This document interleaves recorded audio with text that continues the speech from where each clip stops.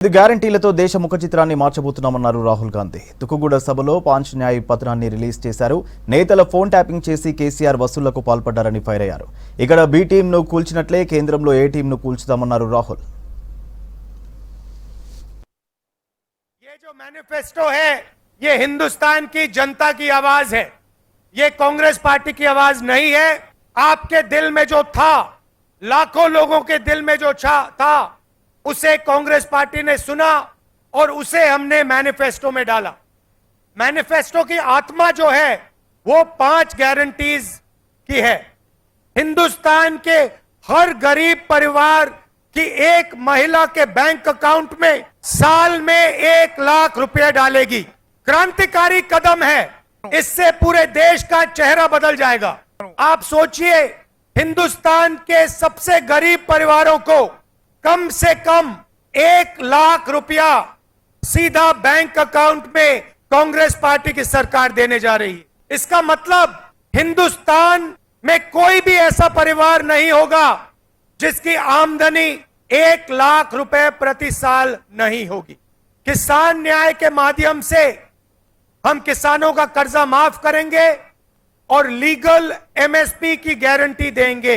श्रमिक न्याय, मजदूरों के लिए हिंदुस्तान में हम मिनिमम वेज लाएंगे। मनरेगा के लिए और दूसरे मजदूरों के लिए कम से कम 400 रुपए प्रतिदिन की मिनिमम वेज हम लागू कर देंगे। और 5वां वायदा, शायद सबसे जरूरी और ऐतिहासिक वायदा, हिंदुस्तान में 50% आबादी पिछड़े वर्ग की है, 8% आबादी आदिवासियों की है, 15% आबादी माइनॉरिटीज की है और 5% आबादी गरीब जनरल कास्ट की है। मगर आप अगर हिंदुस्तान के संस्थाओं को देखो, इंस्टीट्यूशंस को देखो, बड़ी बड़ी कंपनियों को देखो, तो इनमें से आपको कोई भी उन कंपनियों में, उन इंस्टीट्यूशंस में, उन संस्थाओं में नहीं दिखाई देता। हिंदुस्तान की सबसे बड़ी 200 कंपनियों के मालिकों की लिस्ट निकालिए, एक दलित नहीं मिलेगा, एक गरीब जनरल कास्ट का नहीं मिलेगा, एक माइनॉरिटी नहीं मिलेगा, एक आदिवासी नहीं मिलेगा। हिंदुस्तान की सरकार को 90 लोग चलाते हैं, आईएएस अफसर चलाते हैं, सिर्फ 3 आईएएस अफसर ओबीसी वर्ग के हैं।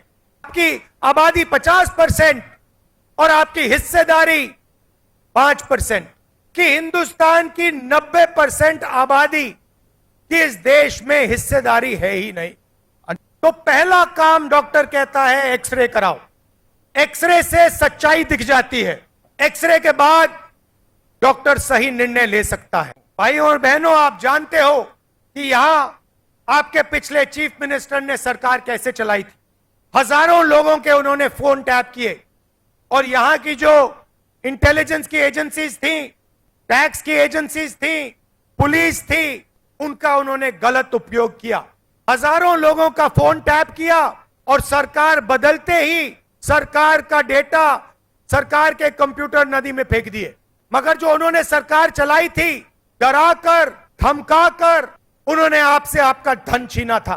रात को फोन कॉल आता था और आपसे पैसे, आपके पैसे छीने जाते थे, आपसे लूटे जाते थे। आज तेलंगाना में कार्रवाई शुरू है और सच्चाई आपके सामने है। जो यहां आपके पिछले चीफ मिनिस्टर ने किया, वो दिल्ली में प्रधानमंत्री और बीजेपी के लोग कर रहे हैं। जिसको पहले इन्फोर्समेंट डायरेक्टरेट कहा जाता था, वो आज एक्सटॉर्शन डायरेक्टरेट बन गया है। बीजेपी दुनिया की सबसे बड़ी वॉशिंग मशीन चला रही और देश के सबसे भ्रष्ट मंत्री, सबसे भ्रष्ट नेता नरेंद्र मोदी जी के साथ खड़े हैं। 3-4% लोगों के लिए काम करते हैं। उनके पास मीडिया, धन, इंटेलिजेंस एजेंसीज, सीबीआई, ईडी सब कुछ है। బీఆర్ఎస్ ను బొందపెట్టినట్లే బీజేపీని బొందపెట్టాలని తుకుగూడ సభ నుంచి పిలుపునిచ్చారు సీఎం రేవంత్ రెడ్డి. మోదీకి ఎందుకు ఓటేయాలని నిలదీశారు. కేసీఆర్ అడ్డగోలు మాటలను సహించేది లేదని హెచ్చరించారు. కాలు విరిగిందని ఇన్నాళ్లు ఊరుకున్నామని, చంచల్గూడలో చిప్పకూడు తప్పదని వార్నింగ్ ఇచ్చారు. తమ 100 రోజుల పాలన చూసే ప్రజలు ఓట్లేయాలన్నారు రేవంత్. మీ త్యాగంతోనే ఈ తెలంగాణ రాష్ట్రంలో ఇందిరమ్మ రాజ్యం ఏర్పడ్డది. ఇందిరమ్మ రాజ్యంలో 6 గ్యారంటీలను ఇవాళ మనం అమలు చేస్తున్నాం సోదరులారా. ఏదైతే గుజరాత్ మోడల్ అంటుండో, గుజరాత్ మోడల్ మీద వైబ్రెంట్ తెలంగాణ ఆధిపత్యాన్ని చూపిస్తుంది, అభివృద్ధి పదం వైపు ఈ దేశాన్ని నడిపిస్తుందని ఈ సందర్భంగా సవినయంగా తెలియజేస్తున్న మిత్రులారా. వేలాది లక్షలాది మంది రైతులు ఢిల్లీ సరిహద్దుల్లో రైతు వ్యతిరేక నల్ల చట్టాలను తెస్తే 16 నెలలు సైనికులాగా పోరాటం చేసి 750 మంది రైతులు అమరులైతే కనీసం ఆ రైతులను పరామర్శించలేదు. రైతులను చంపినందుకు భారతీయ జనతా పార్టీకి ఇవాళ ఓటేయాలనా నేను అడుగుతున్నా. ఇవాళ దక్షిణ భారతదేశం ఉత్తర భారతదేశం మధ్యలో చిచ్చు పెట్టి దేశాన్ని విభజించే పరిస్థితి నరేంద్ర మోడీ గారు తెచ్చిండ్రు. అందుకోసం ఓట్లు వేయాలనా నేను అడుగుతున్నా. హైదరాబాద్ నగరంలో వరదలు వచ్చినాయి. ఆనాడు ఢిల్లీ నుంచి నరేంద్ర మోడీ నుంచి ఒక్క పైసైనా సికింద్రాబాద్ ఎంపీ కిషన్ రెడ్డి తెచ్చిండా? సిగ్గులేని కిషన్ రెడ్డి ఇవాళ ఏ ముఖం పెట్టుకొని ఇవాళ ఓట్లు అడుగుతున్నామని నేను చెప్తున్నా. 10 సంవత్సరాలు ఈ తెలంగాణ రాష్ట్రంని పట్టి పీడించి వేధించి దోసుకొని దోపిడి దొంగలాక అడవి పందుల్లాక తెలంగాణ రాష్ట్రాన్ని సర్వనాశనం చేసి 10 సంవత్సరాలలో 100 సంవత్సరాల విధ్వంసం చేసినావు. ఇవాళ మమ్మల్ని ఎంటిక బీకలేరంటావా? కాలు ఇరిగిందని, లేకపోతే కట్టెపట్టుకొని నడుస్తున్నా అని, కూతురు జైలుకు పోయిందని, అధికారం కోల్పోయిందని కొంతకాలం మేము సంవయనం పాటించినాం. అంగిలాగు ఊడదీసి నువ్వు మాట్లాడే లత్కోర్ లఫంగ మాటలకు చెర్లపల్లి జైల్లో చిప్పకూడు తినిపిస్తా బిడ్డ నువ్వు అనుకుంటున్నావేమో. నేను మాత్రం నీకు తప్పకుండా డబుల్ బెడ్రూమ్ ఇల్లు కట్టిస్తా చెర్లపల్లి జైల్లో. నేను, నా మిత్రులు, నా సహచర మంత్రివర్గం 100 రోజుల్లో మా పరిపాలన మీ ముందల పెట్టినాం. మా పాలసీలు మేము అమలు చేసినాం. ఇవాళ నేను అడుగుతున్న మిత్రులారా, 100 రోజుల్లో మేము మంచి పాలన ఇస్తే, సంక్షేమ పథకాలు అమలు చేస్తే, 6 గ్యారంటీలు అమలు చేయడానికి చిత్తశుద్ధితో ప్రయత్నం చేస్తే తెలంగాణ రాష్ట్రంలో మమ్మల్ని 14 సీట్లలో గెలిపించండి.